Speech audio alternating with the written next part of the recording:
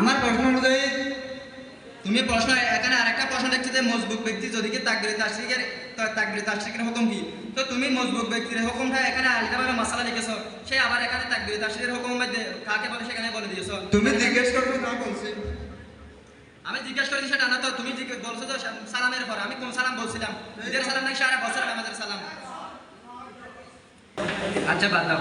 ওয়াজিব কোরবানি না করে আমার কোরবানির টাকাগুলো যদি কোনো দিনই মুজাহিদদেরকে দিয়ে দিই, তাহলে সেই টাকাগুলো দিয়ে সেই দিন ইসলামকে টিকিয়ে রাখতে পারবে। তা সে কোরবানি করবে না, ওয়াজিব কোরবানি করবে না। এমত অবস্থা যদি এরকম কাজ করে কোনো ব্যক্তি, সেই ব্যক্তির ওয়াজিব কোরবানি আদায় হবে না। যদি এরকম কোনো কাজ করে কোনো ব্যক্তি, তার ওয়াজিব কোরবানি আদায় হবে না, বরং এরকম কাজ করার কারণে সে গুনাহগার হবে। কেননা এমদাদুল ফতোয়া জিলদ নম্বর 8 পৃষ্ঠা নম্বর 250 মধ্যে আছে, 50-এর মধ্যে আছে, যদি কি কোনো ব্যক্তি সেই দিনের মোকাবেলার মধ্যে সেই দিনের বিপরীত কোনো ছাগল অথবা সেই ছাগলের দাম সদকা করে, তার কোরবানি আদায় হবে না। আশা করি উত্তরটা বলে ফেলছি। 2 নম্বর প্রশ্ন, প্রভিডেন্ট ফান্ড অর্থাৎ সরকারি চাকরির বেতন থেকে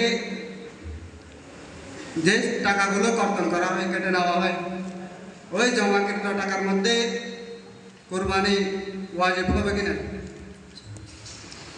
বর্তমান আমাদের বাংলাদেশের মধ্যে যারা সরকারি চাকরি করে, তাদের মাসিক বেতন থেকে, যেমন কোনো ব্যক্তির মাসিক বেতন 30,000 টাকা, সেখান থেকে যদি মাসে 5,000 টাকা করে কেটে নেওয়া হয়, যেগুলো আমাদের মহিষকালের বাজারে ফেন্সিয়ানি বলি, যদি কি কোনো ব্যক্তির কাছে কোনো টাকা নাই, কোনো জমাকৃত টাকা নাই, কিন্তু সেই ফেন্সিয়ানি সেই প্রভিডেন্ট ফান্ডের টাকা আছে, সেই প্রভিডেন্ট ফান্ডের টাকার উপর কোরবানি ওয়াজিব হবে না। সরকারিভাবে যদি হয় সেই প্রভিডেন্ট ফান্ড, তার উপর কোরবানি ওয়াজিব হবে না, কারণ সে টাকাগুলো তার হাতে আসার পূর্বে পর্যন্ত সে টাকার মালিকানা হিসেবে সে মালিক গণ্য হবে না।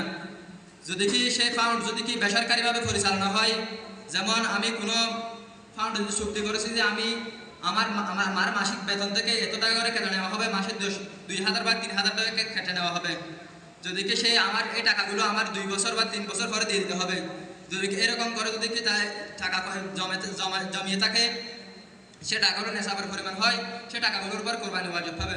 যদি সরকারি হয়, সেই প্রিভিডেন্ট ফান্ড যদি সরকারি হয়, তাহলে সেই প্রিভিডেন্ট ফান্ড টাকার উপর কোরবানি ওয়াজিব হবে না। যদি বেসরকারি হয়, সে টাকার উপর কোরবানি ওয়াজিব হবে।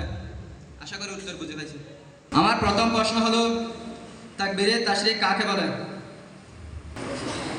জিলহজ মাসের 11, 12 ও 13 তারিখে পরিভাষায় তাকবীরে তাশরিক বলে, আইয়ামে তাশরিক বলে।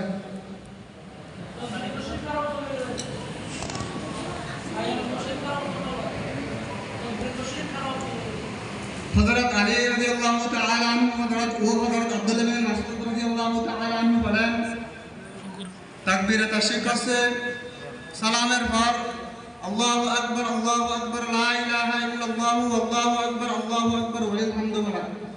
কি সালামের সারা বছর সালাম নামাজের সালামের পর পড়বে, নাই কোরবানির সালামের পরে?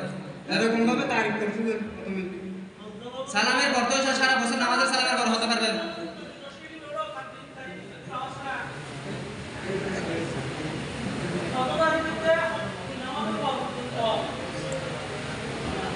জিলহজ মাসে ইয়াউম আরফার দিন, অর্থাৎ জিলহজ মাসে 9 তারিখ ফজরের নামাজের পর থেকে শুরু করে 13 তারিখ আসরের নামাজ পর্যন্ত প্রত্যেক ফরজ নামাজ আদায়কারী পুরুষ হোক কিংবা মহিলা,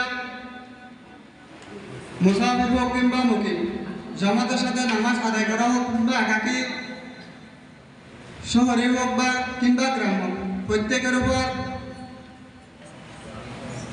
নামাজ আদায় করার পরে তাকবীরে তাশরিক বলা হয়।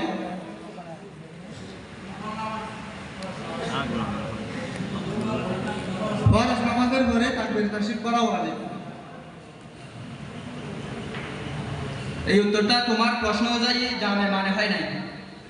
2 নম্বর প্রশ্ন, তাকবীরে তাশরিকের প্রেক্ষাপট ও সূচনা কি? তাকবীরে তাশরিকের প্রেক্ষাপট হলো হযরত ইব্রাহিম আলাইহিস সালাতু ওয়াস সালাম যখন কুরবানি করতে শুরু করলেন, তখন হযরত জিবরাইল আলাইহিস সালাতু ওয়াস সালাম আল্লাহ পাক রব্বুল আলামিনের হুকুমে একটি দুম্বা নিয়ে রওনা হলেন। পরে সংসার হচ্ছিল যে তিনি পৃথিবীতে আগমন করার পূর্বেই হযরত ইব্রাহিম